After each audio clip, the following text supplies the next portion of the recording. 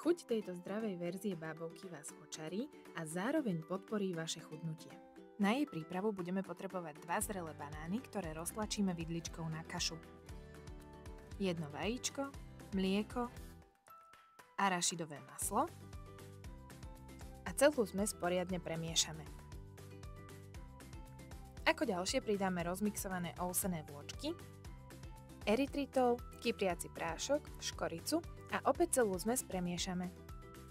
Cesto si rozdelíme na 2 časti. Do jednej pridáme vanilkový proteín a do druhej čokoládový proteín.